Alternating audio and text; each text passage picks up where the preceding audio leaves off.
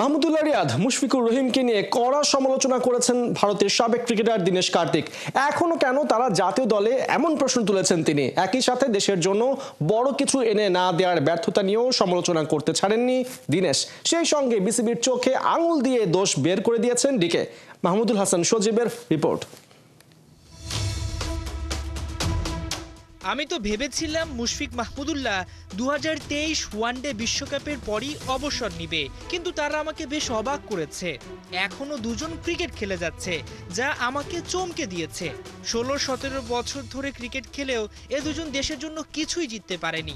ঠিক এভাবেই মুশফিক রিয়াদকে নিয়ে কড়া সমালোচনা করেছেন দীনেশ কার্তিক। চ্যাম্পিয়ন্স ট্রফিতে টাইগারদের সবচেয়ে অভিজ্ঞ দুই ক্রিকেটার মাহমুদুল্লাহ রিয়াদ, মুশফিকুর রহিম, কিন্তু সেই অভিজ্ঞতার ছিটে ফোটাও তারা কাজে লাগাতে পারেননি। 2 ম্যাচে মুশফিকের ব্যাটে 2 রান আর রিয়াদ 1 ম্যাচে করেছেন মাত্র 4 রান।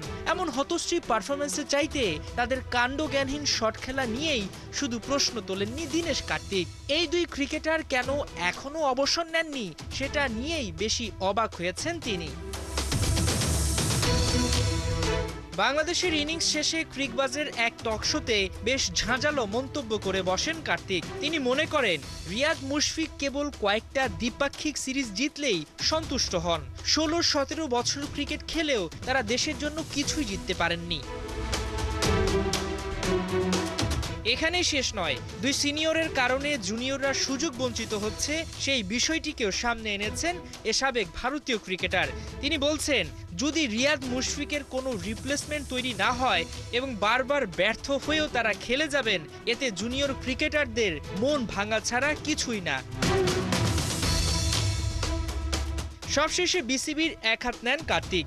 এত ধনী বোর্ড বাংলাদেশ, তাদের কোনো অর্থনৈতিক সমস্যা নেই, তারপরও বিসিবি অল্পতে সন্তুষ্ট থাকে, নিজেদের ঘরের মাটিতে স্পিন নির্ভর উইকেট বানিয়ে সিরিজ জেতে।